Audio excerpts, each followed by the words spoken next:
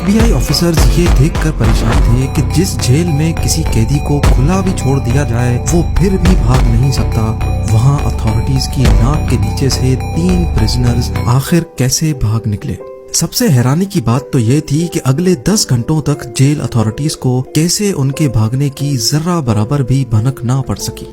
ना सिर्फ FBI बल्कि US की 3 टॉप लेवल एजेंसीज भी इस केस को सुलझाने में एड़ी चोटी के जोर लगा चुकी थी। हम बात कर रहे हैं एक ऐसे जेल ब्रेक की जो पिछले 60 सालों से सिर्फ उलझा हुआ ही नहीं बल्कि दुनिया के लिए अब एक मिस्ट्री भी बन चुका है। ज़ेम टीवी की वीडियोस में एक बार फिर से खुशामदीद। नाजरीन, पैसिफिक ओशन में मौजूद ये छोटा आइलैंड है तो सिर्फ 22 एकड़ पर फैला हुआ, लेकिन यहाँ दुनिया के खतरनाक मुजरिमों को रखा जाता था। अल्कट्राज के नाम से फेमस ये आइलैंड समंदर में ही एक बहुत बड़े पत्थर पर बना हुआ है। इसी वजह से इसको दी रॉक भी कहा जाता है। एक तो ये आइलैंड दूर दूर तक ओशन से घिरा हुआ है, दूसरा एक्स्ट्रा प्रोटेक्शन के लिए इसके गिर्द 15 फुट ऊंची फेंस भी खड़ी की गई है। जेल सार्जेंट्स की 24/7 मॉनिटरिंग के साथ साथ, क्योंकि ये पैसिफिक ओशन की ओपनिंग में मौजूद है, तेज हवाएं और ऊंची लहरें इस आइलैंड को हमेशा घेरे रखती हैं। इन सब कंडीशंस को देखते हुए 1934 में इसको फेडरल प्रिजन डिक्लेयर कर दिया गया, जहां हद से ज्यादा सिक्योरिटी दी जाती थी। इन शॉर्ट, यहाँ अगर कोई एक बार आ गया तो खुद से निकलना किसी भी सूरत मुमकिन नहीं था। इस जेल को इनएस्केपेबल का दर्जा हासिल था, लेकिन 12 जुलाई 1962 को अल्काट्राज का सारा भरम तब टूटा जब 3 प्रिजनर्स यहाँ की सिक्योरिटी को बड़ी महारत से धोखा देकर फरार हो गए। इस कहानी के मेन किरदार ये 4 लोग हैं, जिनमें जॉन विलियम एंगलिन और क्लियरेंस एंगलिन आपस में भाई हैं। इनको एक बैंक रॉबरी के केस में यहाँ रखा गया था। उसके बाद ये है फ्रैंक मॉरिस, जो 13 सालों की एज से ही ऑन एंड ऑफ जेल की शक्ल देखता रहा है। इसको भी अल्काट्राज में बैंक रॉबरी की वजह से रखा गया था। आखिर में ये है एलन वेस्ट, जो पहले भी कई बार दूसरे जेलों से भागने की कोशिश कर चुका है। इसी वजह से इसको मैक्सिमम सिक्योरिटी के लिए अल्काट्राज में रखा गया। एलन वेस्ट इस जेल में काफी अरसे से है, इसी वजह से इसको जेल के कंपाउंड के बारे में दूसरों से ज्यादा मालूम है। अल्काट्राज से भागने का आइडिया सबसे पहले 1960 में एलन वेस्ट ने ही अपने इन साथियों को बताया था।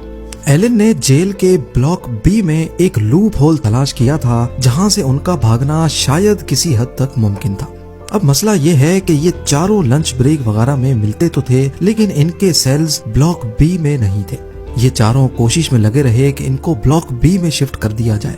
खुशकिस्मती थी इनकी कि जेलर ने इनको ब्लॉक बी में शिफ्ट कर दिया, और वो भी एक दूसरे के बराबर में। इनका पहला टारगेट तो पूरा हो चुका था। चारों प्रिजनर्स एक साथ ब्लॉक बी में शिफ्ट हो चुके थे।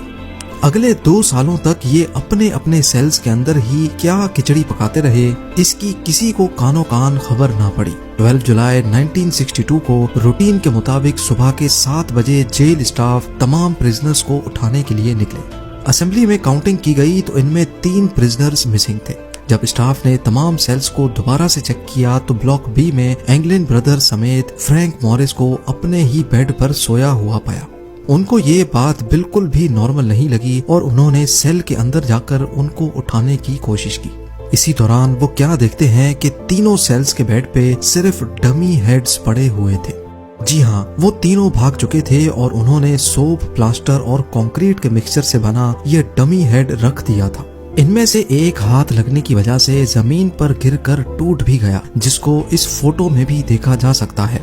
ये मंजर देखकर पूरे जेल स्टाफ के होश खता हो चुके थे। उन्होंने ये समझकर कि प्रिजनर्स आइलैंड से बाहर तो जा नहीं सकते, पूरे आइलैंड की छानबीन शुरू कर दी, लेकिन कहीं भी उनका नामो निशान ना मिल सका।